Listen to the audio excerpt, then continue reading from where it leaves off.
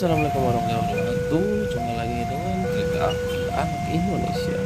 Kali ini saya lagi berada di CPL 213, tepatnya di dekat stasiun Tegal. Ini di dekat bekas Pertamina Kota Tegal. Untuk kawan-kawan yang menyaksikan video ini, jangan tiru orang-orang seperti ini ya. Ketika palang pintu kereta api sudah tertutup, tapi memaksakan untuk lewat, akhirnya seperti ini. Ini juga bisa berbahaya, barangkali nanti keserempet sama kereta yang sedang lewat.